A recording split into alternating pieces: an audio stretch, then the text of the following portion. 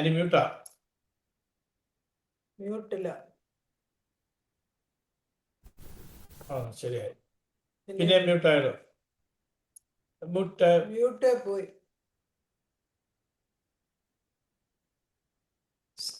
Unmute ചെയ്താട്ടോ. ആയോ? ഇപ്പൊ okay ആയി.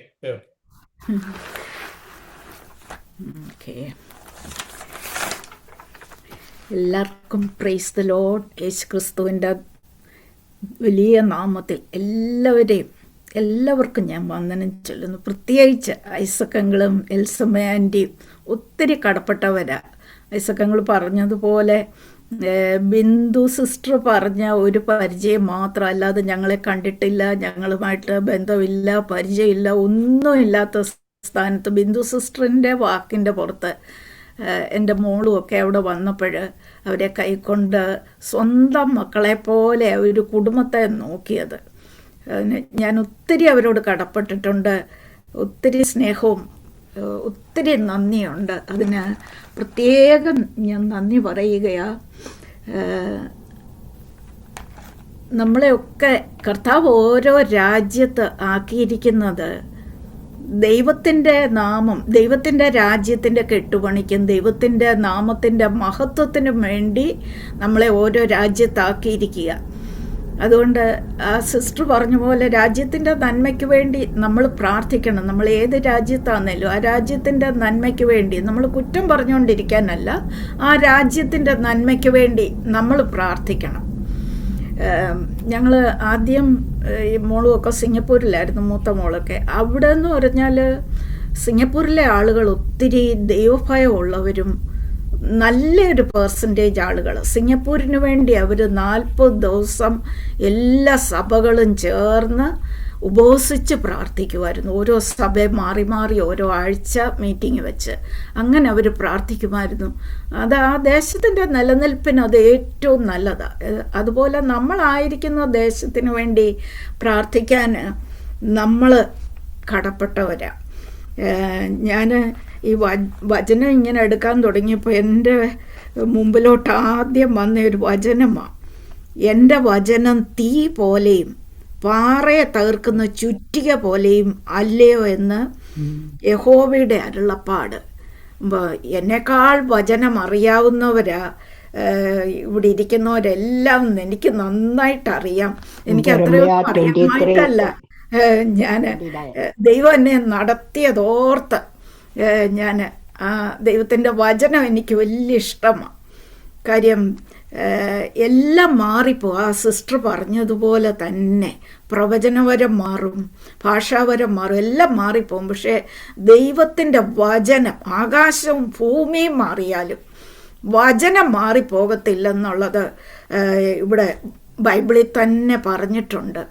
ആ വചനം നമുക്ക് തന്നാൽ, നമ്മൾ ഏത് വിഷയത്തിൽ ഭാരപ്പെടുമ്പോഴും ഒരു വചനം ദൈവം വെളിപ്പെടുത്തി തന്നാൽ ആ വചനം പറഞ്ഞ് പ്രാർത്ഥിക്കുമ്പോൾ അതിന് ആ വിഷയത്തിന് വലിയൊരു വിടുതലും നീക്കുപോക്കും നമുക്ക് അനുഭവിക്കാൻ പറ്റും. ഈ വചനം, ഈ തീയുടെ പ്രവൃത്തി നമുക്കറിയാം. കളിമണ്ണൊക്കെ ആണെന്നേൽ അത് കട്ടിയാകും തീയുടെ സാന്നിധ്യത്തിൽ. പക്ഷെങ്കിൽ മെഴുകാന്നേലോ അത് ഉരുകിപ്പോകും. അതുപോലെ പതിര് തീയില ഇട്ടാൽ ചാമ്പലായിപ്പോവും. പക്ഷെ സ്വർണമോ അത് ശുദ്ധീകരിച്ച് വെളി വരും. സ്വർണം ശുദ്ധീകരിച്ച് വെളി വരും. അതുപോലെ നമ്മുടെ വിശ്വാസത്തെ ശുദ്ധീകരിച്ച് തീയിൽ കൂടെ വിട്ട് ശുദ്ധീകരിച്ച് ദൈവം പുറത്തു കൊണ്ടിരുന്നു. അതിന് നമ്മളെ ഓരോ കഷ്ടതയുടെ അനുഭവം, നമ്മളെ ഇപ്പോൾ തീക്കകത്തോട്ട് കയറ്റുമല്ല, കഷ്ടതയുടെ അനുഭവത്തിൽ കൂടെ കടത്തി വിട്ട് സ്വർണം ശുദ്ധീകരിച്ചെടുക്കുന്നത് പോലെ ശുദ്ധീകരിച്ച് പുറത്തു കൊണ്ടുവരാനാണ് അങ്ങനെ കടത്തി വിടുന്നത്. നമ്മൾ ഓർക്കരുത് ദൈവം നമ്മളെ അറിയാഞ്ഞാന്നോ കാണാഞ്ഞാന്നോ അല്ലെ ദൈവത്തിന് സ്നേഹമില്ലാഞ്ഞാന്നോ ഒന്നും ചിന്തിക്കരുത്. ഞാനൊരു കാലത്ത് അങ്ങനെയൊക്കെ ചിന്തിച്ചിട്ടുണ്ട്.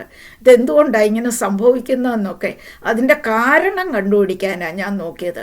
പക്ഷേ ഏത് വന്നാലും പരിഹാരം തരുന്ന ഒരുവനുണ്ട്, അവനിൽ ആശ്രയിക്കുക. അത് നമ്മുടെ കർത്താവാണ്. ആ കർത്താവിൽ ആശ്രയിക്കാനാണ് നമ്മൾ ശ്രമിക്കേണ്ടത്.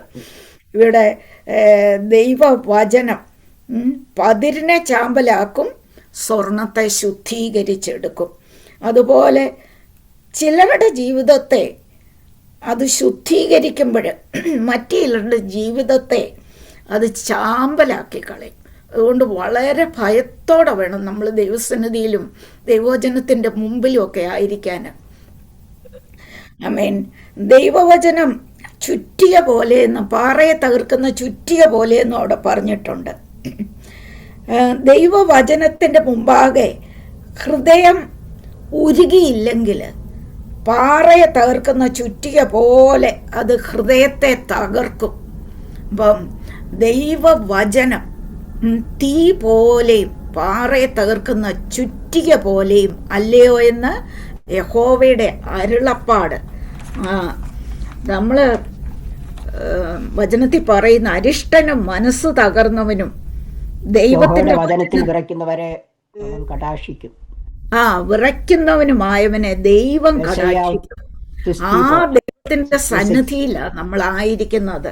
മനസ്സ് തകർന്നവരെ തള്ളിക്കളയുന്ന ദൈവമല്ല. മനുഷ്യന്റെ മുമ്പിൽ ചെന്നാൽ മനുഷ്യൻ തള്ളിക്കളഞ്ഞെന്നിരിക്കും. പക്ഷേ ദൈവത്തിന്റെ മുമ്പിൽ മനസ്സ് തകർന്നവര് കടന്നു ചെല്ലുമ്പോൾ അവരെ ദൈവം കടാക്ഷിക്കും. ആ ദൈവത്തിന്റെ സന്നിധിയിലാണ് നമ്മളായിരിക്കുന്നത്. ഞാൻ ഇന്ന് പറയാനായിട്ട് ഉദ്ദേശിച്ച ഒരു വചനം എബ്രായരുടെ ലേഖനത്തിൽ 12-ാം അധ്യായം അതിൻ്റെ 2-ാമത്തെ വാക്യം. അത് നമ്മൾ വായിക്കുമ്പോൾ വിശ്വാസത്തിന്റെ നായകനും പൂർത്തി വരുത്തുന്നതുമായ യേശുവിനെ നോക്കുക. തന്റെ മുമ്പിൽ വെച്ചിരുന്ന സന്തോഷമോർത്ത് അവൻ അപമാനം അലക്ഷ്യമാക്കി ക്രൂശിനെ സഹിക്കുകയും ദൈവസിംഹാസനത്തിന്റെ വലത്തുഭാഗത്തിരിക്കുകയും ചെയ്തു. വിശ്വാസത്തിൻ്റെ നായകൻ പൂർത്തി വരുത്തുന്നവനുമാണ്. യൂദയുടെ ലേഖനത്തിൽ പറയുന്നുണ്ട്, നമ്മുടെ അതിവിശുദ്ധ വിശ്വാസത്തിന് വേണ്ടി നമ്മൾ പോരാടി നിൽക്കണം. എപ്പോഴും നമ്മൾ പ്രാർത്ഥിക്കുന്ന ഉടനെ മറുപടി കിട്ടാതെ വരുമ്പോൾ നമ്മൾ വിചാരിക്കും ദൈവത്തിന് നമ്മളോട് സ്നേഹമില്ലാഞ്ഞാന്ന് ഒരു ചിന്ത നമ്മളെ ഭരിക്കും. നമ്മുടെ സന്തോഷം കുറയുകയും ചെയ്യും. നമ്മുടെ പ്രാർത്ഥനയ്ക്ക് മറുപടി കിട്ടാതെ വരുമ്പോൾ അത് ശരി, എനിക്കും അത് സംഭവിച്ചിട്ടുണ്ട്. പക്ഷെങ്കിൽ അതിവിശുദ്ധ വിശ്വാസത്തിനു വേണ്ടി പോരാടി നിൽക്കാനാണ് പറഞ്ഞിരിക്കുന്ന യൂദയുടെ ലേഖനത്തിൽ. പ്രിയമുള്ളവരെ, നിങ്ങളുടെ അതിവിശുദ്ധ വിശ്വാസത്തെ ആധാരമാക്കി നിങ്ങൾക്ക് തന്നെ ആത്മീയവർദ്ധന വരുത്തിയും പരിശുദ്ധാത്മാവിൽ പ്രാർത്ഥിച്ചും നിത്യജീവനായിട്ട് നമ്മുടെ കർത്താവായ യേശു ക്രിസ്തുവിന്റെ കരുണയ്ക്കായി കാത്തിരുന്നുകൊണ്ട് ദൈവസ്നേഹത്തിൽ നിങ്ങളെ തന്നെ സൂക്ഷിച്ചുകൊള്ളുകയും. അതെ, വിശ്വാസത്തിന് വേണ്ടിയുള്ള പോരാട്ടത്തിൽ സദൃശവാക്യം 28:1 പറയുന്നുണ്ട്, ആരും ഓടിക്കാതെ ദുഷ്ടൻ തന്നെ ഓടിപ്പോകുമെന്ന് പറയുന്നുണ്ട്. അപ്പോൾ നമ്മൾ ദൈവത്തിൽ ആശ്രയിച്ചും കർത്താവിനോട് പറ്റിച്ചേർന്ന് ജീവിക്കുമ്പോൾ ദുഷ്ടൻ തന്നെ ഓടിപ്പോകുമെന്ന് സദൃശവാക്യം 28:1 പറയുന്നുണ്ട്. ആരും ഓടിക്കാതെ ദുഷ്ടന്മാർ ഓടിപ്പോകുന്നു, നീതിവാന്മാരോ ബാലസിംഹം പോലെ നിർഭയമായിരിക്കും. അങ്ങനെ പറയുന്നുണ്ട്. എന്നാൽ യാക്കോബിന്റെ ലേഖനം 4-ാം അധ്യായം അതിൻ്റെ 7-ാം വാക്യത്തിൽ പറയുന്നു, പിശാചിനോട് എതിർത്തു നിൽപ്പി, എന്നാൽ അവൻ നിങ്ങളെ വിട്ട് ഓടിപ്പോകും. അപ്പം നമ്മുടെ വിശ്വാസ ജീവിതത്തിലെ പോരാട്ടത്തിൽ ആരും ഓടിക്കാതെ നമ്മുടെ ജീവിതത്തെ ക്രമീകരിച്ച് നമ്മൾ നിൽക്കുമ്പോൾ ആരും ഓടിക്കാതെ ദുഷ്ടൻ ഓടിപ്പോകുന്ന സന്ദർഭങ്ങളുണ്ട്. എന്നാൽ പിശാചിനോട് എതിർത്തു നിന്ന് അതിനെ തോൽപ്പിക്കേണ്ടതായ അവസരങ്ങളുണ്ട്. സങ്കീർത്തനം 35:5 ദാവീദ് പറയുന്നുണ്ട്, യഹോവയുടെ ദൂതൻ ദുഷ്ടനെ ഓടിച്ചു കളയട്ടെ എന്ന്. ദാവീദ് ഭയങ്കര പ്രശ്നങ്ങളിൽ കൂടെ കടന്നുപോയ സമയത്ത് പറയുക, ജീവന് പോലും അപായം വരുത്തത്തക്കവണ്ണം ശത്രു പോരാടിയപ്പം ദാവീദ് ദൈവത്തോട് പറയുക, യഹോവയുടെ ദൂതൻ ഇറങ്ങി ഓടിച്ചു കളയട്ടെ എന്ന്. നമ്മുടെ വിശ്വാസം അതിനെ സൂക്ഷിക്കാൻ നമ്മൾ പോരാടി നിൽക്കണം. ചില സന്ദർഭങ്ങളിൽ ചില വിഷയങ്ങളിൽ ആരും ഓടിക്കാതെ ദുഷ്ടൻ ഓടിപ്പോകും. എന്നാൽ ചില സന്ദർഭങ്ങളിൽ പിശാചിനോട് എതിർത്ത് നിൽക്കണം, എന്നാൽ അവൻ നിങ്ങളെ വിട്ട് ഓടിപ്പോകും. എന്നാൽ സങ്കീർത്തനത്തിൽ ദാവീദ് പറയുന്നു, യഹോവയുടെ ദൂതൻ ഇറങ്ങി ദുഷ്ടനെ ഓടിച്ചു കളയണമെന്ന്. അപ്പം ചില സന്ദർഭങ്ങളിൽ നമ്മൾ പ്രതികൂലത്തിൽ കൂടെ പോകുമ്പോൾ ആമേൻ യഹോവയുടെ ദൂതൻ തന്നെ ഇറങ്ങി നമ്മളെ വിടുവിക്കേണ്ടതായിട്ടുണ്ട്. നമ്മൾ ദൈവത്തോട് അങ്ങനെ അപേക്ഷിച്ച് പ്രാർത്ഥിക്കണം. ഇപ്പം യഹൂദന്മാരിൽ നിന്ന് വിശ്വാസത്തിൽ കടന്നു വന്ന അന്നത്തെ കാലത്തെ വിശ്വാസികൾ ഒരുപാട് പ്രതികൂലങ്ങൾ സഹിക്കേണ്ടി വന്നിട്ടുണ്ട്. അത് നമ്മൾ പലയിടത്തും അത് വായിച്ച് നമ്മൾ അറിഞ്ഞിട്ടുണ്ട്. വിശ്വാസത്തിലേക്ക് വന്നവർ ഒരുപാട് കഷ്ടം സഹിച്ചു. നീതി നിഷേധിക്കപ്പെട്ട് ദാരുണമായ പീഡനങ്ങളിൽ കൂടെ അവരൊക്കെ കടന്നു പോയിട്ടുള്ളത് നമുക്കറിയാം. മരത്തേലൊക്കെ കെട്ടിവെച്ച് തീ കൊടുത്തതും അങ്ങനെയൊക്കെയുള്ള ഒരുപാട് കാര്യങ്ങൾ നമ്മൾ അതിനെക്കുറിച്ച് വായിക്കുന്നുണ്ട്. അങ്ങനെ ദാരുണമായ പീഡനങ്ങളിൽ കൂടെ യഹൂദ വിശ്വാസികളന്ന് കടന്നുപോയത്. അവർ കഷ്ടതയെ സഹിച്ച് നിന്ന് അതിൽ ജയമെടുക്കാൻ ഇടയായി. അപ്പം കഷ്ടതയിലിരിക്കുന്ന ജനം എങ്ങനെ ആയിരിക്കണമെന്നാണ് ഈ എബ്രായ ലേഖനക്കാരൻ പറയുന്നത്. പൗലോസാണ് എബ്രായ ലേഖനം എഴുതിയതെന്ന് വിചാരിക്കുന്നു. അവിടെ കഷ്ടതയിലായിരിക്കുന്ന ജനം എങ്ങനെ ആയിരിക്കണമെന്ന് ആ എബ്രായ ലേഖനത്തിൽ നമ്മളെ ഓർപ്പിക്കുന്നു. കഷ്ടത നേരിടുമ്പോൾ നമുക്ക് അലസതയുണ്ടാകും, പിന്മാറ്റം ഉണ്ടാകും, നിരാശ വരും. അതൊക്കെ നമ്മുടെ ജീവിതത്തിൽ വന്നെന്നിരിക്കും. അപ്പോൾ ഈ ലേഖനത്തിൽ പൗലോസ് വേറൊരിടത്തും എഴുതിയിട്ടുണ്ട്, ഇങ്ങനെ ഏറിയ കഷ്ടതയിൽ കൂടെ നമ്മൾ സ്വർഗരാജ്യത്തിൽ കടക്കേണ്ടതാകുന്നു. അത് വാസ്തവത്തിൽ ആ കഷ്ടതയിൽ കൂടെ കടന്നു പോകുന്നതുകൊണ്ടാണ് നമ്മളൊക്കെ ദൈവത്തെ വിളിച്ച് നിൽക്കുന്നത്. എല്ലാം ഓക്കെ ആണെങ്കിൽ നമ്മൾ ആരും ദൈവസന്നിധിയിൽ അതുപോലെ നിൽക്കത്തില്ല, തീക്ഷ്ണതയോടെ നിൽക്കത്തില്ല. അത് ദൈവത്തിന് നന്നായിട്ട് അറിയാവുന്നത് കൊണ്ടാണ് കഷ്ടതയിൽ കൂടെ നമ്മളെ കടത്തി വിടുന്നതും. അപ്പം യേശു ആരാണെന്നും യേശു എന്താണ് ചെയ്യുന്നതെന്നൊക്കെ എബ്രായ ലേഖനത്തിൽ പറഞ്ഞിട്ടുണ്ട്. ഇവിടെ 1-ാം അധ്യായത്തിൽ അതിൻ്റെ 3-ാം വാക്യത്തിൽ പറയുന്നു, അവൻ ദൈവ തേജസ്സിൻ്റെ പ്രഭയും തത്വത്തിൻ്റെ മുദ്രയും സകലത്തെയും തൻ്റെ ശക്തിയുള്ള വചനത്താൽ വഹിക്കുന്നവനും. അപ്പം യേശുവിനെ കുറിച്ച് അവിടെ പറഞ്ഞിരിക്കുന്നു. അതുപോലെ നമ്മളിപ്പം വായിച്ച വചനത്തിൽ പറയുന്നു, വിശ്വാസത്തിൻ്റെ നായകനും പൂർത്തി വരുത്തുന്നവനുമാണെന്ന് യേശുവിനെ കുറിച്ച് പറഞ്ഞിട്ടുണ്ട്. അപ്പോൾ യേശു ആരാണെന്നും എത്ര ശക്തനാണെന്നും യേശുവിന് എന്ത് ചെയ്യാൻ സാധിക്കുമെന്നും ഒക്കെ ഈ എബ്രായ ലേഖനത്തിൽ നമ്മളോട് പറയുന്നുണ്ട്. അപ്പം വിശ്വാസത്തിൻ്റെ നായകന യേശു. ക്രിസ്തീയ ജീവിതത്തിൽ യേശു ഒരു മത നേതാവൊന്നുമല്ല, വിശ്വാസത്തിൻ്റെ നായകനാണ്. അപ്പോൾ ക്രിസ്തീയ ജീവിതത്തിൻ്റെ നട്ടെല്ലെന്ന് പറയുന്നത് വിശ്വാസമാണ്. നമുക്കതുപോലെ കർത്താവിൽ കടന്ന് വിശ്വസിക്കുന്നില്ലെങ്കിൽ, കടന്ന് വിശ്വസിക്കുകയും അതുപോലെ ഉപവസിക്കുകയും പ്രാർത്ഥിക്കുകയും ഒക്കെ ചെയ്യുമ്പോൾ നമുക്കതുപോലെ കടന്നൊരു വിശ്വാസമില്ലെങ്കിൽ അത് വ്യർത്ഥമാണ്, അല്ലേ? യേശു നമ്മളെക്കുറിച്ച് കർത്താവിന് ഭയങ്കര ഉത്തരവാദിത്വമുണ്ട്. അത് നമ്മൾ യേശു ആരാണെന്നോ യേശുവിന് നമ്മളെക്കുറിച്ചുള്ള ഉത്തരവാദിത്വം എന്താണെന്നോ മനസ്സിലാക്കാതെ നമ്മളിങ്ങനെ പിറുപിറുത്തോണ്ട് പ്രാർത്ഥിച്ച് ഒക്കെ പോയാൽ അത് ദൈവത്തിന് സ്വീകാര്യമല്ല. കർത്താവിൽ വിശ്വസിക്കുക, കടന്ന് വിശ്വസിക്കുക, കർത്താവ് ആരാണെന്നും കർത്താവിന് എന്ത് ചെയ്യാൻ പറ്റുമെന്നും കടന്ന് വിശ്വസിക്കണം കർത്താവിനെ. അതുപോലെ പറയുന്നു, പൂർത്തി വരുത്തുന്നവന്. നമ്മളെ വിളിച്ചിട്ട് പകുതി വഴിക്ക് ഇട്ടേച്ച് പോകുന്ന ഒരു ദൈവമേ അല്ല. കർത്താവ് എന്തെങ്കിലും ഏറ്റെടുത്താൽ പൂർത്തി വരുത്തും, പൂർത്തി വരുത്തിയിട്ടേ മാറത്തുള്ളൂ. അതിനാ നമ്മളെ ശോധനകളിൽ കൂടെ ഒക്കെ കടത്തിവിട്ട് ഒരു പൂർത്തി വരുത്താൻ വേണ്ടിയാ. നമ്മൾ രക്ഷിക്കപ്പെട്ട് സ്നാനപ്പെടുക എന്ന് പറയുന്നത് നമ്മുടെ ക്രിസ്തീയ ജീവിതത്തിൻ്റെ ആദ്യത്തെ സ്റ്റെപ്പെന്നേ ഉള്ളൂ. അത് കഴിഞ്ഞ് ദൈവം നമ്മളെ പണിതെടുത്ത് മരിക്കുന്നവരെ പണിതെടുത്ത ഒരു പൂർത്തീകരണത്തിൽ കൊണ്ടിടുന്ന. അപ്പോൾ നമ്മൾ അതിൽ കൂടെ എന്തുവാ കർത്താവ് തന്നെ പറഞ്ഞിട്ടില്ലേ, അനുസരിക്കുന്നത് യാഗത്തെക്കാളും ഉത്തമം. ശ്രദ്ധിക്കുന്നത് മുട്ടാടുകളുടെ കർത്താവിനെ ശ്രദ്ധിക്കുക, കർത്താവിനെ അനുസരിക്കുക, കർത്താവിന് ഇഷ്ടമില്ലാത്തത് ചെയ്യാതിരിക്കുക, ഇഷ്ടമുള്ളത് ചെയ്യുക. ഇത് കർത്താവ് ഒത്തിരി നമ്മുടെ ഇന്ന് ആഗ്രഹിക്കുന്ന ഒരു കാര്യമാണ്.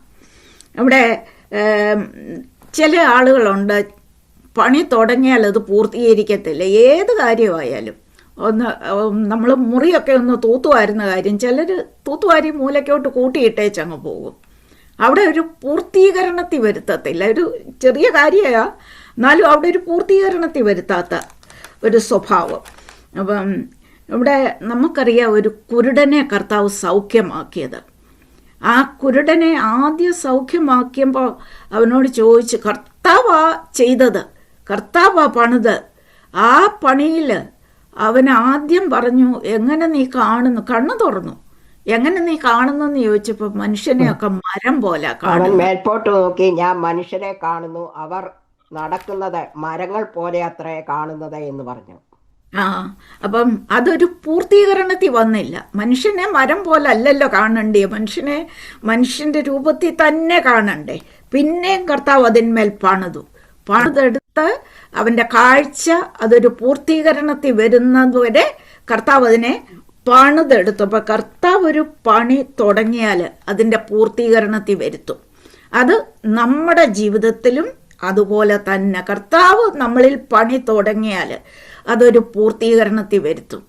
ഏതെല്ലാം പ്രതിസന്ധികളിൽ കൂടെ കടന്നുപോയാലും മുമ്പേ പറഞ്ഞതുപോലെ കർത്താവിനെ അനുസരിച്ച്, യാഗത്തെക്കാളും കർത്താവ് ഇഷ്ടപ്പെടുന്നു അനുസരിക്കുന്നത് യാഗത്തെക്കാളും, ശ്രദ്ധിക്കുന്നത് മുട്ടാടുകളുടെ മേധസ്സിനേക്കാളും. കർത്താവിന് നമ്മുടെ മുട്ടാടുകളെയോ അല്ലെ യാഗമോ ഇതൊന്നും അല്ല, അതിനേക്കാൾ ആവശ്യം നമ്മളെ പണിതെടുത്ത് പൂർത്തീകരണത്തിൽ കൊണ്ടുവന്ന് നിത്യജീവൻ അവകാശികളാക്കുക എന്നുള്ളത് ആ കർത്താവ് ഏറ്റവും കൂടുതൽ ആഗ്രഹിക്കുന്ന കാര്യം.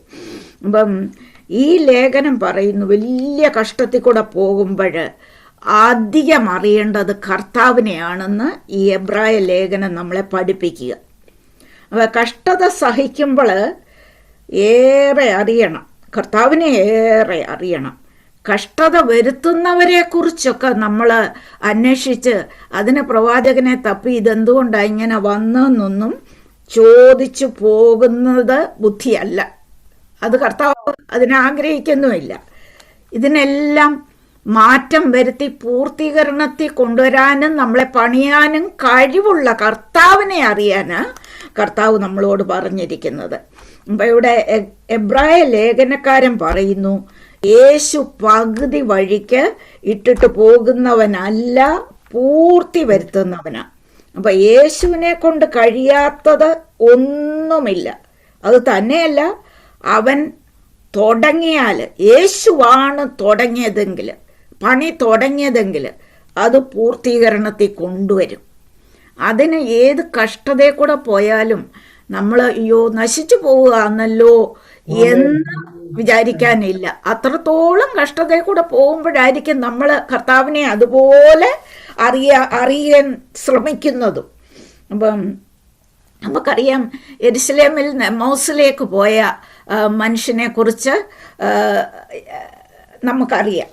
ആ മനുഷ്യന് വഴിവെച്ച് കള്ളന്മാർ അവനെ ഉപദ്രവിച്ചു, മുറിവേൽപ്പിച്ചു, അവൻ്റെ എല്ലാം പിടിച്ചു പറിച്ചുകൊണ്ട് പോയി. വഴിയരികിൽ വീണ് കടന്നു. ആര് സഹായത്തിന്? ഒരു ലേവ്യൻ കടന്നുപോയി, സഹായിച്ചില്ല. പുരോഹിതൻ കടന്നുപോയി, സഹായിച്ചില്ല. നല്ലൊരു ശമരിയക്കാരൻ വന്നപ്പം എടുത്ത് മുറിവുകളെല്ലാം കെട്ടി എണ്ണയും വീഞ്ഞും പകർന്നപ്പോൾ തന്നെ എഴുന്നേറ്റ് നിൽക്കാനുള്ള ഒരു പരുവത്തിലായി ആ മനുഷ്യനെ വാഹനമൃഗത്തിൻ്റെ പുറത്ത് കയറ്റി കൊണ്ടുപോയി വഴിയമ്പലത്തിലേക്ക് കൊണ്ടുപോയി ആക്കി. വഴിയമ്പലത്തിലാക്കി എന്തെങ്കിലും അധികം വരുന്നത് ചെയ്തോണം, അത് പിന്നെ ഞാൻ തിരികെ വരുമ്പോൾ അതിൻ്റെ പുറപ്പെടുമ്പോൾ 2 വെള്ളിക്കാശ് എടുത്ത് വഴിയമ്പലക്കാരന് കൊടുത്തു. ഇവനെ രക്ഷ ചെയ്യണം, അധികം വല്ലതും ചെലവിട്ടാൽ ഞാൻ മടങ്ങി വരുമ്പോൾ തന്നുകൊള്ളാമെന്ന് അവനോട് പറഞ്ഞു. തന്നുകൊള്ളാമെന്ന് പറഞ്ഞിട്ടാ പോയത്. കർത്താവ് ഇപ്പോൾ എഴുന്നേറ്റ് നിൽക്കാൻ പരുവമായപ്പം വീഞ്ഞു എണ്ണയും പകർന്നപ്പോഴേ എഴുന്നേറ്റ് നിൽക്കാനുള്ള ഒരു ബലം കിട്ടി. പക്ഷേ അവിടുന്ന് നീ ഇനി എവിടെയെങ്കിലും പോയി രക്ഷപ്പെട്ടോ, ഇവിടെ നിൽക്കണ്ടെന്ന് പറഞ്ഞു വിട്ടില്ല. അവനെ വാഹനമൃഗത്തിൻ്റെ പുറത്ത് കയറ്റി വഴിയമ്പലത്തിൽ കൊണ്ടാക്കി അവന് ചെയ്യേണ്ടതെല്ലാം ചെയ്ത് ഒരു പൂർത്തീകരണത്തിൽ കൊണ്ടുവരുന്ന കർത്താവ് പകുതി വഴിക്ക് ഇട്ടിട്ട് പോകത്തില്ല. ഒന്ന് എഴുന്നേറ്റ് നിൽക്കാൻ പരുവായല്ലോ എന്നും കണ്ട് ഇനി ഇഷ്ടം പോലെ ചെയ്തോ പൊക്കോ, നീ എങ്ങനെയും പോയി ജീവിച്ചോ എന്ന് പറഞ്ഞു വിട്ടില്ല. പൂർത്തീകരണത്തിൽ കൊണ്ടുവന്നു. അവിടെ എന്തെല്ലാം ചെയ്യണോ അതെല്ലാം ചെയ്ത് ഒരു നല്ല സൗഖ്യം വരുന്നത് വരെ ചെയ്യാനായിട്ട് അവിടെ ഏൽപ്പിച്ചു കൊടുത്തിട്ട് അതിനെന്ത് വന്നാലും വഹിച്ചു കൊള്ളാമെന്ന് പറഞ്ഞു പോകുന്ന കർത്താവ്. അപ്പം ഈ നല്ല ശമരിയാക്കാരൻ കർത്താവായിരുന്നു. അപ്പം കർത്താവ് ഒരു പണി തുടങ്ങിയാൽ അത് പകുതി വഴിക്ക് ഇട്ടിട്ട് പോകത്തില്ല, അത് പൂർത്തീകരണത്തിൽ കൊണ്ടുവന്നിട്ടേ പോകത്തുള്ളൂ. അപ്പം നമ്മൾ ഫിലിപ്പിയ ലേഖനത്തിൽ പറയുന്നുണ്ട്, നിങ്ങളിൽ നല്ല പ്രവൃത്തിയെ ആരംഭിച്ചവൻ യേശുക്രിസ്തുവിന്റെ നാളോളം അതിനെ തികയ്ക്കുമെന്ന് ഉറപ്പായി വിശ്വസിച്ചിരിക്കുന്നു. ചെയ്യുമെന്ന് പറയുന്നുണ്ട്. അപ്പം നമ്മുടെ ജീവിതത്തിൽ കർത്താവ് തുടങ്ങിയ പ്രവൃത്തി കർത്താവ് പൂർത്തീകരിക്കുക തന്നെ ചെയ്യും. വചനത്തിൽ നമ്മൾ പരതി നോക്കിയാൽ എല്ലായിടത്തും അങ്ങനെ കർത്താവ് പൂർത്തീകരിച്ചിട്ടുണ്ട്. അപ്പോൾ കഷ്ടത്തിൻ്റെ ചൂളയിൽ ഇട്ടിട്ട് പോകത്തില്ല കർത്താവ്. നമ്മൾ ഒന്നും മുമ്പിൽ കാണുന്നില്ല, ഇനി അടുത്ത സ്റ്റെപ്പ് എങ്ങനെ വെക്കുമെന്നുള്ള ഭാരത്തിൽ നിൽക്കുമ്പോൾ ഇട്ടേച്ച് പോകുന്ന കർത്താവല്ല, മനുഷ്യരിട്ടേച്ച് പോകുമായിരിക്കും. അതൊന്നും നടക്കത്തില്ലെന്നൊക്കെ പറഞ്ഞ് നമ്മളെ നിരാശപ്പെടുത്തുകയും ചെയ്യും. എന്നാൽ കർത്താവ് പണി തുടങ്ങിയെങ്കിൽ കർത്താവ് അത് പൂർത്തീകരിക്കും. ആര് വെല്ലുവിളിച്ചാലും തുടങ്ങിയത് കർത്താവാണെങ്കിൽ കർത്താവ് പൂർത്തീകരണത്തിൽ തന്നെ കൊണ്ടുവരും.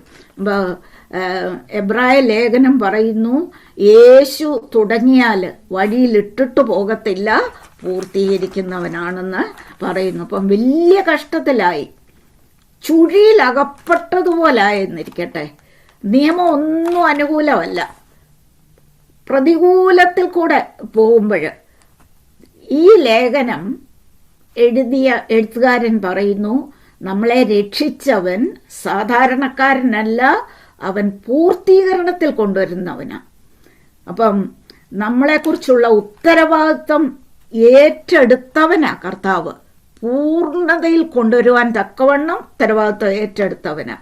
അപ്പം ലോകം നമ്മുടെ മേൽ വെച്ച സകല കെടുതികളും മാറ്റി നമ്മളെ ഒരുക്കിയെടുക്കാൻ എന്തൊക്കെ ചെയ്യണോ അതെല്ലാം ചെയ്യാൻ ത്രാണിയുള്ളവനാ പൂർത്തി വരുത്തുന്ന നമ്മുടെ കർത്താവ്. എല്ലാം ചെയ്തെടുത്ത് പൂർത്തിയിൽ കൊണ്ടുവരും. അപ്പം ആ ദൈവത്തെ വിശ്വസിച്ചാരാധിച്ചാൽ നമ്മുടെ ആവലാദികൾക്കെല്ലാം മാറ്റം വരും. പിന്നെ നമ്മൾ ഒത്തിരി സങ്കടം പറഞ്ഞുകൊണ്ട് കാണുന്നവരോടെല്ലാം സങ്കടം പറഞ്ഞുകൊണ്ട് നടക്കുന്ന അവസ്ഥ നമുക്ക് ഉണ്ടാകത്തില്ല. ദൈവത്തോട് പറഞ്ഞു കഴിഞ്ഞാൽ ആ ദൈവം നമ്മുടെ ഹൃദയത്തിൽ സമാധാനം തന്ന് ആശ്വസിപ്പിച്ച് ഒരു പൂർത്തീകരണത്തിൽ കൊണ്ടുവരും. ഈ രക്തസ്രാവക്കാരി സ്ത്രീയെ നമുക്കറിയാമല്ലോ.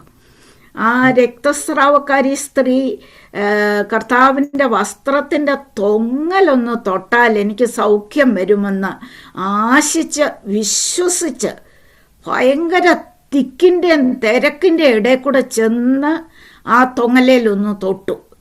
ഇങ്ങനെ രക്തസ്രാവമുള്ള സ്ത്രീ ആ കാലയളവിൽ മനുഷ്യരുടെ ഇടയിലോട്ട് കടന്നു വരാനോ പിന്നെ അത് തന്നെയല്ല കർത്താവിൻ്റെ വസ്ത്രത്തെ ചെന്ന് തൊടാനോ ഇതിനൊന്നും അനുവാദമുള്ളവളല്ല. പക്ഷേ അവൾ വിശ്വാസത്തോടെ കടന്നു എന്ന് ഈ പ്രതിസന്ധിയൊക്കെ ഫേസ് ചെയ്ത് കടന്നു എന്ന് വസ്ത്രത്തിൻ്റെ തൊങ്ങലെ തൊട്ടു. തൊങ്ങലെ തൊട്ട മാത്രയിൽ അവൾക്ക് സൗഖ്യം വന്നെന്ന് അവൾ അത് ശരീരത്തിൽ ഫീൽ ചെയ്തു. പക്ഷെങ്കിൽ കർത്താവ് ചോദിച്ചു, ആരാ എന്നെ തൊട്ടതെന്ന്. വിശ്വാസത്തോടൊരാൾ തൊട്ട കാര്യം കർത്താവ് അറിഞ്ഞു. കാര്യം കർത്താവ് പറയുന്ന എന്നിൽ നിന്ന് ശക്തി പുറപ്പെട്ടു എന്ന്. അപ്പം നമ്മൾ വിശ്വാസത്തോടെ കർത്താവിനെ ഒന്ന് തൊട്ടാൽ ആ കർത്താവിൽ നിന്ന് പുറപ്പെടുന്ന ശക്തി നമ്മളെ സൗഖ്യമാക്കും. നമ്മളെ രോഗത്തിന് സൗഖ്യം മാത്രമല്ല, ഏത് വിഷയത്തിലാണ് നമ്മൾ ഭാരപ്പെട്ടിരിക്കുന്നത് ആ വിഷയത്തിനൊരു സൗഖ്യം, ആ വിഷയത്തിനൊരു വിടുതൽ കർത്താവ് വരുത്തും. അപ്പം ശിഷ്യന്മാർ ആരാ എന്നെ തൊട്ടതെന്ന് കർത്താവ് ചോദിച്ചപ്പം വിമർശനത്തിൻ്റെ ഒരു മട്ടിൽ പറഞ്ഞു. ഇത്രയും തിക്കും തിരക്കും ഉണ്ട്, ഒരുപാട് പേര് വന്ന് കർത്താവിൻ്റെ ശരീരത്ത് മുട്ടുകയും ഒക്കെ ചെയ്യുന്നുണ്ട് ആ തെള്ളിനിടയിൽ. എന്നിട്ട് ഇതാരാ തൊട്ടതെന്ന് എന്തുകൊണ്ടാണ് ചോദിക്കുന്നത്? അതിന് വലിയ മീനിങ് ഇല്ല എന്ന് ശിഷ്യന്മാർ പറഞ്ഞു. പക്ഷെ കർത്താവിനറിയാം, ഒരാൾ തൊട്ടു, ശക്തി പുറപ്പെട്ടു. എല്ലാവരും വന്ന് ദേഹത്ത് മുട്ടുന്ന പോലല്ല, എല്ലാവരും വന്നതുപോലല്ല, ഒരാൾ വിശ്വാസത്തോടെ തൊട്ടിട്ടുണ്ട്. ആ എന്നിൽ നിന്ന് ശക്തി പുറപ്പെട്ട ആ ആളിൻ്റെ മേൽ ഒരു വിടുതൽ നടന്നിട്ടുണ്ട് എന്ന് കർത്താവിന് മനസ്സിലായി. അതുകൊണ്ടാണ് കർത്താവ് അപ്പം കാഷ്വലായിട്ട് തൊട്ടതല്ല, ഡെലിബറേറ്റ് ആയിട്ട് വിശ്വാസത്തോടെ തൊട്ടതാ. ആ തൊടിയിലിന് ഒരു വ്യത്യാസമുണ്ട്. തെള്ളിനിടെ വന്ന് ഇടിക്കുന്ന പോലുള്ള തൊടിയിലല്ല അത്. വിശ്വാസത്തോടു കൂടെയുള്ള തൊടിയിൽ സൗഖ്യമുണ്ടായി. അപ്പോൾ ശിഷ്യന്മാരതിനെ ഈ തെള്ളിനിടയിൽ ആരാ തൊട്ടതെന്നൊക്കെ ചോദിക്കുന്നത് മീനിങ്ലെസ് ആണെന്ന് പറഞ്ഞു. കർത്താവിന് ഇതിനെക്കുറിച്ച് ഒരു വലിയ പരസ്യമൊന്നും, ഞാൻ സൗഖ്യമാക്കി എന്നൊന്നും പരസ്യം കൊടുക്കാനല്ല കർത്താവ് ചോദിച്ചത്. കർത്താവ് അവളും ഭയപ്പെട്ടു പോയി. ഇങ്ങനെയുള്ള അവസ്ഥയിൽ തെള്ളിനിടെ വന്നതും കർത്താവിനെ തൊട്ടതും ഒക്കെ വലിയ കുറ്റമാണ്. അതുകൊണ്ട് അവളും ഭയപ്പെട്ടു പോയെങ്കിലും ഒളിക്കാൻ ഒക്കത്തില്ലെന്ന് മനസ്സിലായപ്പം അത് സമ്മതിച്ച് അവൾ തൊട്ടു എന്നുള്ളത്. അവള് കർത്താവോടെ പരസ്യത്തിനൊന്നുമല്ല, കർത്താവ് തൊട്ടെന്നറിഞ്ഞ ഉടനെ കർത്താവ് പറഞ്ഞത് ബാധയൊഴിഞ്ഞ് സ്വസ്ഥമായിരിക്കാനാണ് പറഞ്ഞത്. ആ വാക്കില് പൂർണ്ണ സൗഖ്യമാണ് വന്നത്. ബാധയൊഴിഞ്ഞ് സ്വസ്ഥമായിരിക്കാൻ അവളോട് പറഞ്ഞപ്പം ഈ രോഗം ചിലപ്പോൾ കുറെ കഴിയുമ്പോൾ പിന്നെയും വരാം. കർത്താവ് ആ വാക്കിൽ സൗഖ്യമാക്കിയില്ല, പൂർണ്ണ സൗഖ്യമാക്കിയില്ലെങ്കിൽ. അതുകൊണ്ടാണ് കർത്താവ് ചോദിച്ചത് ആരാ എന്നെ തൊട്ടതെന്ന് ചോദിച്ചത്. അതുകൊണ്ടാണ്, അല്ലാതെ ഞാൻ സൗഖ്യമാക്കി, ഇത്ര വരെ സൗഖ്യമാക്കി എന്നുള്ള ഒരു പരസ്യം. നമ്മളൊക്കെ ആണെങ്കിൽ നമ്മൾ പ്രാർത്ഥിച്ച് ആർക്കെങ്കിലും ഒരു സൗഖ്യം വന്നാൽ അത് പരസ്യം ചെയ്യാൻ വലിയ, ഞാൻ പ്രാർത്ഥിച്ചു സൗഖ്യം വന്നു എന്ന് പറയാൻ ഒത്തിരി ആഗ്രഹിക്കുന്നവരാണ്. പക്ഷെ കർത്താവ് അതിനൊന്നുമല്ല. അവൾക്ക് പൂർണ്ണ സൗഖ്യം, പൂർണ്ണതയിലെത്തിക്കുന്ന വിശ്വാസത്തിൻ്റെ നായകനും പൂർത്തീകരിക്കുന്നവനുമായ കർത്താവ്. അതുകൊണ്ട് പൂർത്തീകരിക്കാനാണ് കർത്താവ് ആ ചോദ്യം ചോദിച്ചത്. അപ്പം പൂർണ്ണമായിട്ട് രക്ഷിക്കുന്ന കർത്താവ്, അവനല്ലാതെ ആരും രക്ഷകനില്ല. അതുകൊണ്ട് ആ കർത്താവിൻ്റെ മുമ്പിൽ നമ്മൾ അടിയറ പറയണം, അടിയറ പറഞ്ഞ് ആ കർത്താവിനെ സ്വീകരിക്കണം. അപ്പോൾ കർത്താവിനെ തൊട്ടാൽ ഇപ്പോഴത്തെ വിഷയത്തിൻ്റെ സൗഖ്യം മാത്രമല്ല വരുന്നത്, പൂർണ്ണ വിടുതലിലെത്തിക്കാൻ കർത്താവ് ആഗ്രഹിക്കുന്നു. പൂർത്തി വരുത്തുന്നവനാ കർത്താവ്. അപ്പം ആ കർത്താവ് നമ്മുടെ നടുവിൽ ഉള്ളത്. ഞാൻ സംസാരിക്കുന്നെങ്കിലും ആ കർത്താവ് നമ്മുടെ നടുവിൽ നിൽക്കുന്നത്. ഒരു പൂർത്തീകരണത്തിൽ നമ്മളെ എത്തിച്ച് കാണാൻ ആഗ്രഹിക്കുന്ന കർത്താവ്. അപ്പം ആ കർത്താവ് നമ്മൾ ആഗ്രഹിച്ച് പ്രാർത്ഥിക്കുമ്പോൾ നമ്മുടെ ഭവനത്തിൽ ഇറങ്ങി വരും, നമ്മളോട് കൂടെ നിൽക്കും. കർത്താവിനെ അകറ്റുന്ന പ്രവൃത്തികളും കർത്താവിനെ അകറ്റുന്ന വാക്കുകളും ഒന്നും നമ്മളിൽ നിന്ന് വരാതിരിക്കട്ടെ. കഴിഞ്ഞ ദിവസം ഇതിൽ നിന്ന് തന്നെ ഞാൻ ഒരു വചനം കേട്ടതാണ്. നമ്മൾ വിശ്വാസത്തോടെ വചനമൊക്കെ പറഞ്ഞ് പ്രാർത്ഥിക്കും, അത് കഴിഞ്ഞ് അങ്ങോട്ട് ഇറങ്ങുമ്പോൾ നേരെ എതിരായിട്ട് വിശ്വാസമില്ലാത്ത വാക്കുകളും പറയും. അപ്പോൾ നമ്മുടെ പ്രാർത്ഥനയെല്ലാം അവിടെ നിഷ്ഫലമാക്കി കളഞ്ഞു. നമ്മുടെ വാക്കുകൊണ്ട് തന്നെ നമ്മൾ നിഷ്ഫലമാക്കി കളയുന്ന ഒരു അനുഭവം അതുപോലെ നമുക്കുണ്ടാകാതെ ഏത് പ്രതികൂലത്തിൻ്റെയും നടുവിൽ എൻ്റെ കർത്താവ് പൂർത്തീകരിക്കുന്നവൻ, എന്നെ വിളിച്ച കർത്താവിന് എന്നെക്കുറിച്ച് ഉത്തരവാദിത്വമുള്ളവന്, അവന് എത്തിക്കേണ്ട സ്ഥാനത്ത് എന്നെ എത്തിക്കുമെന്നുള്ള വിശ്വാസത്തോടെ നിൽക്കാൻ കർത്താവ് നമ്മളെ സഹായിക്കട്ടെ. കർത്താവ് രക്തസ്രാവക്കാരിയെ കണ്ടപ്പോൾ ബാധ ഒഴിഞ്ഞു സ്വസ്ഥമായിക്കൊള്ളാൻ പറഞ്ഞു. അപ്പം ആ വാക്കിൽ പൂർണ്ണ വിടുതലായി അവൾ പോവുകയും ചെയ്തു. അപ്പം നമ്മൾ സ്നാനപ്പെട്ടതുകൊണ്ട് ആദ്യത്തെ സ്റ്റെപ്പേ ആകുന്നുള്ളൂ. അപ്പം പൂർണ്ണതയിൽ നമ്മൾ എത്തണമെങ്കിൽ കർത്താവിനോട് കൂടെ നടക്കണം, കർത്താവിൻ്റെ ഇഷ്ടം ചെയ്യണം, കർത്താവിന് ഇഷ്ടമില്ലാത്തത് ചെയ്യാതിരിക്കണം. അപ്പോൾ പൂർണ്ണത വരുത്താൻ നമ്മൾക്ക് ഏൽപ്പിച്ചു കൊടുക്കാം. കർത്താവിനെ തൊട്ടിട്ട് കർത്താവിൻ്റെ ശക്തി നമ്മളിലേക്ക് വന്നിട്ട് പിന്നെ ഒളിച്ച് നടക്കാമെന്ന് ആരും വിചാരിക്കണ്ട. കർത്താവിൻ്റെ ശക്തി നമ്മളിലേക്ക് അയച്ചിട്ടുണ്ടെങ്കിൽ നമ്മളെ പൂർണ്ണത വരുത്തിയിട്ടേ കർത്താവ് വിടത്തുള്ളൂ. അതിന് നമുക്ക് ഏൽപ്പിച്ചു കൊടുത്ത് നമുക്ക് നിൽക്കാം. അപ്പം വിശ്വസിച്ചത് യേശുവിനെയാണെങ്കിൽ നമ്മൾ ഇടയ്ക്ക് നമ്മൾ നിർത്തിപ്പോകാതിരുന്നാൽ കർത്താവ് അതിൻ്റെ പൂർണ്ണതയിൽ നമ്മളെ എത്തിക്കാൻ തന്നെ നമ്മളോട് കൂടെ നിൽക്കും. ആ കരത്തിലേക്ക് നമുക്ക് ഏൽപ്പിച്ചു കൊടുക്കാം. അപ്പോൾ യേശു നമ്മുടെ ജീവിതത്തിൽ വരുത്തേണ്ട ക്രമീകരണങ്ങളൊക്കെ വരുത്തി നമ്മളെ ഒരു സാക്ഷിയാക്കി നിർത്തും. ഈ എബ്രായ ലേഖനത്തിൻ്റെ 7-ാം അധ്യായത്തിൽ അതിൻ്റെ 25-ാമത്തെ വാക്യത്തിൽ, അതുകൊണ്ട് താൻ മുഖാന്തരമായി ദൈവത്തോടടുക്കുന്നവർക്ക് വേണ്ടി പക്ഷപാതം ചെയ്യുവാൻ സദാ ജീവിക്കുന്നവനാകയാൽ അവരെ പൂർണ്ണമായി രക്ഷിപ്പാൻ അവൻ പ്രാപ്തനാകുന്നു. അതെ, പൂർണ്ണമായി രക്ഷിപ്പാൻ പ്രാപ്തന. അപ്പം കർത്താവിൻ്റെ അടുത്തോട്ട് വരുന്നവരെ പൂർണ്ണമായി, സദാ ജീവിക്കുന്നവൻ അവരെ പൂർണ്ണമായി രക്ഷിപ്പാൻ അവൻ പ്രാപ്തനാകുന്നു. താൻ മുഖാന്തരമായി കർത്താവിനോട് അടുത്ത് വരുന്നവരെ പൂർണ്ണമായി രക്ഷിപ്പാൻ കർത്താവ് പ്രാപ്തനാകുന്നു. അപ്പം മോശ കർത്താവ് ആ മുൾപ്പടർപ്പിൻ്റെ അവിടെ വെച്ച് വിളിച്ചു, ഒരു നിയോഗം കൊടുത്തയച്ചു. ആ നിയോഗം എന്ന് പറഞ്ഞ് ഇസ്രായേൽ ജനത്തെ വിടുവിച്ച് പുറത്തു കൊണ്ടുവരാനാണ്, മിസ്രൈമിൽ നിന്ന് പുറത്തു കൊണ്ടുവരാനാണ് നിയോഗിച്ചത്. അവിടെ മോശ ഒരുപാട് ഉപാധികളൊക്കെ നോക്കി, എന്നെ കൊണ്ടൊക്കത്തില്ല, ഞാൻ വിക്കനാ, എനിക്ക് ആ കുറവുണ്ട് എന്നൊക്കെ പറഞ്ഞു. പക്ഷേ ആ വിക്കനെ കൊണ്ട് തന്നെ ദൈവം അത് ചെയ്യിച്ചെടുത്തു. അവിടെ മോശയുടെ മിടുക്കല്ല, ദൈവത്തിൻ്റെ പ്രവൃത്തിയാണ്. ദൈവം വിളിച്ചെങ്കിൽ ഏതിനു വേണ്ടി നിയോഗിച്ചോ അതിനെ ഒരു പൂർത്തീകരണത്തിൽ കൊണ്ടുവരുന്ന ദൈവമാണ്. അപ്പം ദൈവം ഒരു പണി തുടങ്ങിയിട്ട് വെറുതെ വിട്ട് കളയത്തില്ല. നമ്മൾ വിചാരിക്കും കുറേ തടസ്സമൊക്കെ വരുമ്പോൾ അതങ്ങ് വിട്ടേക്കാം, ഇനി അത് നടക്കത്തില്ല എന്ന് വിചാരിച്ച് നമ്മൾ മനുഷ്യരാണെങ്കിൽ അതിനെ വിടും. പക്ഷെ ദൈവം അങ്ങനെ വിട്ടുകളയുന്ന ദൈവമല്ല. ദൈവത്തിന് ഒരു കാര്യവും അസാധ്യവുമല്ല. ശത്രു വെല്ലുവിളിച്ച് നിൽക്കുക, ഫറവോൻ അവിടെ വെല്ലുവിളിച്ച് നിൽക്കുക. അപ്പം ഒന്നിനു പുറകെ ഒന്നായിട്ട് ബാധകളെ അയച്ചത് മോശയും അഹരോനും അല്ല, ദൈവമാണ് അവിടെ അയച്ചത്. ദൈവം അയച്ചു. ഓരോ പ്രാവശ്യം മോശയോട് പറയും, ഇനി എൻ്റെ മുമ്പിൽ നീ വന്നേക്കരുത് എന്ന് പറഞ്ഞു വിടുന്ന മോശയെ ഫറവോൻ തന്നെ തിരികെ വിളിക്കും, നീ പ്രാർത്ഥിച്ച് ഈ ബാധ മാറ്റണം. അപ്പോൾ ആ വിഷയത്തിൻ്റെ കെട്ട് പൂർണ്ണമായിട്ട് അഴിഞ്ഞ് പൂർണ്ണ വിടുതലാകുന്നിടം വരെ ദൈവം തൻ്റെ ദാസനെ അവിടെ അയച്ചുകൊണ്ടിരുന്നു. ദൈവം ആ മിസ്രൈമ്യരുടെ എല്ലാ ഭവനങ്ങളിലും സന്ദർശനം അയച്ചുകൊണ്ടുമിരുന്നു.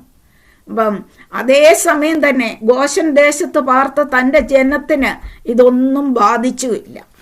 അപ്പം ദൈവം അവിടെ ഒരു പൂർത്തീകരണത്തിൽ വരുത്തുന്നത് നമുക്കറിയാം. 10ാമത്തെ ബാധ ഉണ്ടായി.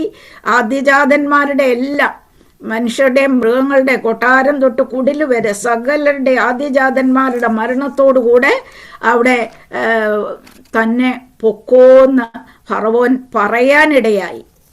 നീ നിന്റെ ജനവും ഇവിടുന്ന് പുറപ്പെട്ടു പൊക്കോ. അവർ വെറുതെയുമല്ല പുറപ്പെട്ടു പോയത്, ഇഷ്ടംപോലെ സമ്പത്തും ഒക്കെ ആയിട്ടാണ് അവർ പുറപ്പെട്ടു പോയത്. അപ്പം ശത്രുവിനെ പൂർണ്ണമായിട്ട് ഒതുക്കി പൂർണ്ണ ജയം തൻ്റെ ജനത്തിന് കൊടുക്കുന്നത് വരെ ദൈവം ബാധ അയച്ചുകൊണ്ടിരുന്നു. തൻ്റെ ദാസനെ അവിടെ അയച്ചുകൊണ്ടിരുന്നു. വിടുതലുകൾ തൻ്റെ ജനത്തിന് കൊടുക്കുമായിരുന്നു. തൻ്റെ ദാസൻ മോശ എന്ന് പ്രാർത്ഥിക്കുമ്പോൾ അവിടെ വിടുതലയക്കും. പിന്നെയും ഫറവോൻ്റെ ഹൃദയം കഠിനമാകും. അപ്പം വെല്ലുവിളിച്ച് നിന്നതിനെ പൂർണ്ണമായിട്ട് കീഴടങ്ങുന്നത് വരെ ദൈവം അവിടെ ബാധ അയച്ചുകൊണ്ടിരുന്നു. അവിടെ ഫറവോൻ്റെ മേൽ ബാധ അയച്ചുകൊണ്ടിരുന്നു. അതിൽ നിന്നൊക്കെ വിടുതൽ വരണമെങ്കിൽ മോശയെന്ന് പ്രാർത്ഥിക്കണം. അങ്ങനെ കൂടെ സന്ദർശനങ്ങൾ അയച്ച് പൂർണ്ണമായിട്ട് കെട്ടഴിച്ച് തൻ്റെ ജനത്തെ മിസ്രൈമിൽ നിന്ന് വിടുവിച്ച് അവിടുന്ന് ചെങ്കടൽ കടത്തി അക്കരെ എത്തിച്ച ദൈവമാണ്. അതുവരെ ഫറവോൻ്റെ കയ്യിൽ ഏൽപ്പിച്ചു കൊടുക്കാതെ അപ്പം നമ്മൾ കർത്താവിന് കീഴ്പ്പെട്ട് നിന്നാൽ നമ്മളെ ഫറവോൻ്റെ കയ്യിൽ ഏൽപ്പിച്ചു കൊടുക്കത്തില്ല. നമ്മൾക്ക് വിരോധമായിട്ട് പ്രവർത്തിക്കുന്നവരുടെ കയ്യിൽ ദൈവം ഏൽപ്പിച്ചു കൊടുക്കത്തില്ല. ദൈവം ഒരു പൂർത്തീകരണത്തിലേക്ക് കൊണ്ടുവരാൻ ദൈവം തുടങ്ങിയ വേല നമ്മൾ ദൈവത്തോട് ചേർന്ന് നിന്നാൽ അതൊരു പൂർത്തീകരണത്തിലേക്ക് കൊണ്ടുവരാൻ ദൈവം പ്രവർത്തിച്ചുകൊണ്ടേയിരിക്കും. അപ്പം ഏറിയ പ്രയാസങ്ങൾ വരുമ്പോൾ ഇതെങ്ങനെ വന്നു എന്ന് അറിയാൻ തപ്പി നടക്കുകയല്ല, യേശുവിനെ കൂടുതൽ അറിയണം. അപ്പം പരിഹാരം വരുത്തുന്നവനെ കൂടുതൽ അറിയണം. അപ്പോൾ കഷ്ടങ്ങൾ വരുത്തുന്നവരെ ഭയപ്പെടരുത്. രക്ഷകന്റെ കരുത്ത് നമ്മൾ അറിയണം. ആ കർത്താവ് ഒരു പൂർത്തീകരണത്തിൽ നമ്മളെ എത്തിക്കും. യൂദായുടെ ലേഖനത്തിൽ അതിൻ്റെ 24 വാക്യത്തിൽ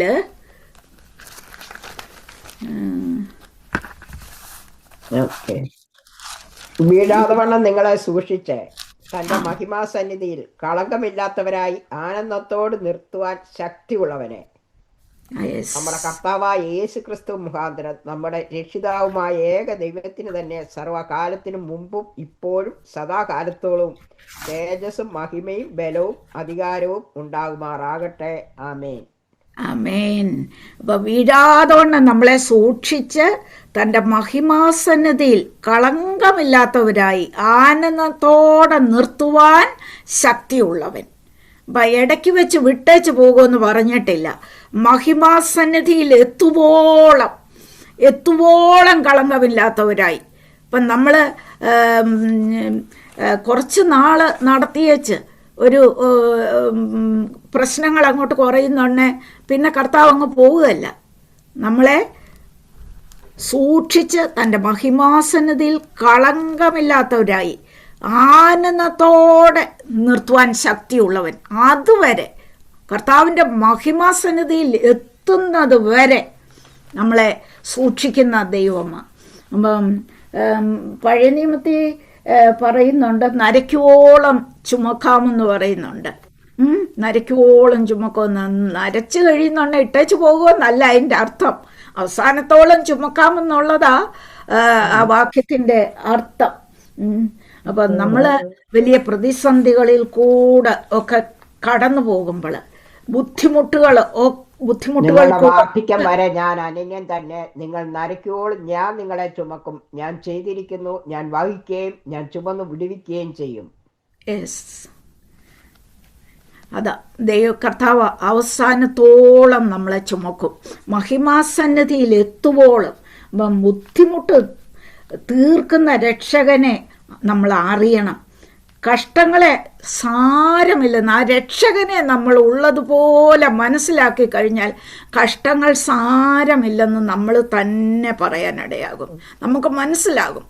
പക്ഷേ അതിൽ കൂടെ കടന്നു പോകുമ്പോൾ ഇച്ചിരി ബുദ്ധിമുട്ടാണേലും കർത്താവ് ദുഷ്ടൻ്റെ കയ്യിൽ ഏൽപ്പിച്ച് കൊടുക്കത്തില്ല. കർത്താവ് നമ്മളിൽ ഒരു പണി തുടങ്ങിയിട്ടുണ്ടെങ്കിൽ, നമ്മൾ ദൈവസന്നിധിയിൽ സമർപ്പിച്ചിട്ടുണ്ടെങ്കിൽ, ദൈവത്തോട് പറ്റിച്ചേർന്ന് ദൈവത്തെ അനുസരിച്ച് മുമ്പോട്ട് പോകുന്നെങ്കിൽ പൂർത്തീകരണത്തിൽ കൊണ്ടുവന്നിട്ടേ കർത്താവ് അടങ്ങത്തുള്ളൂ. അതുവരെ നമ്മളോട് കൂടെ ഇരിക്കും. ഇവിടെ പറയുന്നത് പോലെ, യൂദായുടെ ലേഖനത്തിൽ പറയുന്നത് പോലെ, വീഴാതെ വണ്ണം സൂക്ഷിച്ച് എങ്ങും വീഴ്ച പറ്റത്തില്ല. നമ്മൾ വിചാരിക്കും വീണു പോകുമോ എന്ന്. ശത്രുവിൻ്റെ കണ്ണിൻ്റെ മുമ്പിലാണെങ്കിലും ഉണ്ടല്ലോ, ദൈവം നിരോധിക്കുക, നമ്മളെ കാണാതെ അങ്ങ് നിരോധിക്കും. അങ്ങനെ സംഭവിച്ചിട്ടുണ്ട്, എൻ്റെ ജീവിതത്തിൽ സംഭവിച്ചിട്ടുണ്ട്. ശത്രുവിൻ്റെ കണ്ണിൻ്റെ മുമ്പിലാണ്, കണ്ടാൽ വലിയ പ്രശ്നമായേനെ. പക്ഷെ അവിടെ കണ്ണ് കർത്താവ് അങ്ങ് നിരോധിച്ചു, ശത്രുവിൻ്റെ കണ്ണിനെ അങ്ങ് നിരോധിച്ചു, നമ്മളെ നോക്കാതെ മനസ്സിലാക്കാതെ അങ്ങ് നിരോധിച്ചു. അങ്ങനെ ചെയ്യുന്ന ദൈവം അപ്പം വീഴാതെ വണ്ണം നിങ്ങളെ സൂക്ഷിച്ച് തൻ്റെ മഹിമാസന്നിധിയിൽ കളങ്കമില്ലാത്തവരായി ആനന്ദത്തോടെ നിർത്തുവാൻ ശക്തിയുള്ളവനാ നമ്മളെ വിളിച്ചിരിക്കുന്നത്. അപ്പോൾ ആ ശക്തി ഉള്ളവൻ നമ്മളെ പൂർത്തീകരണത്തിലേക്ക് കൊണ്ടുവരാൻ, അതിൻ്റെ നടുവിൽ, ആ യാത്രയുടെ നടുവിൽ ഒരുപാട് അറ്റാക്കുകൾ ശത്രുവിൽ നിന്ന് വരും. നമ്മുടെ വഴികൾ തടയാൻ നോക്കും, മുമ്പോട്ട് വിടാതെ നിരാശപ്പെടുത്താൻ നോക്കും, എല്ലാം ചെയ്യും. പക്ഷേ അവിടെ എങ്ങും വീഴാതെ വണ്ണം നമ്മളെ സൂക്ഷിച്ച് തൻ്റെ മഹിമാസന്നിധിയിൽ കളങ്കമില്ലാത്തവരായി ആനന്ദത്തോടെ നിർത്തുവാൻ ശക്തിയുള്ളവൻ. അത് നമ്മൾ ഹൃദയത്തിൽ ഏറ്റെടുക്കണം. ചെവി കൂടെ കേട്ടുപോകുമല്ല, ഹൃദയത്തിൽ നമ്മൾ ഏറ്റെടുക്കണം. വീഴാതെ വണ്ണം എന്നെ നടത്താൻ ശക്തൻ ഒരാളെ ഉള്ളത് കർത്താവ്. അത് നമ്മുടെ കർത്താവ്, നമ്മൾ സേവിക്കുന്ന കർത്താവ്. ആ കർത്താവിനെ സ്നേഹിച്ചുകൊണ്ട് വേണം ആ കർത്താവിൻ്റെ സന്നിധിയിൽ നമ്മളെ ഏൽപ്പിക്കാനും സ്നാനപ്പെടാനും. കർത്താവിനെ സ്നേഹിച്ചുകൊണ്ട് വേണം അവൻ്റെ ഇഷ്ടം ചെയ്ത് ജീവിക്കാനും ഒക്കെ. ആരെങ്കിലും നമുക്ക് പറഞ്ഞു തന്നുകൊണ്ട് അങ്ങനെ പോവുക എന്നുള്ളതല്ല, കർത്താവിനെ സ്നേഹിച്ചുകൊണ്ട്. എന്ന് വെച്ചാൽ കർത്താവിന് അത്രയും നമ്മളോട് സ്നേഹമാണ്. ഒരിടത്തും വീഴാതെ നമ്മളെ സൂക്ഷിച്ച് തൻ്റെ മഹിമാസന്നിധിയിൽ കളങ്കമില്ലാത്തവരായി അവിടം വരെയും എത്തിക്കുവാൻ ശക്തനാണ് നമ്മളെ വിളിച്ചിരിക്കുന്നത്. ആ കർത്താവിൻ്റെ ശക്തി എന്തെന്ന്, കരുത്തെന്തെന്ന് മനസ്സിലാക്കി ആ കർത്താവിന് കീഴടങ്ങി നമ്മൾ ജീവിക്കുക. ഏത് കഷ്ടങ്ങൾ കൂടെ പോകുമ്പോഴും കർത്താവിനെ കൂടുതൽ അറിയുക.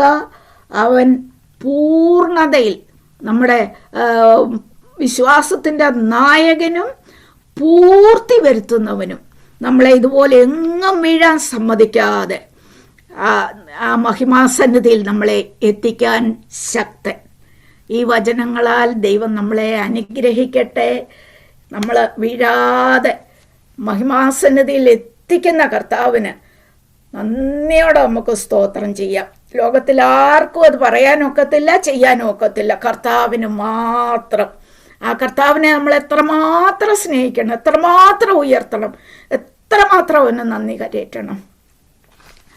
നമുക്ക് ഈ വചനങ്ങളാൽ ദൈവം നമ്മളെ നടത്തട്ടെ.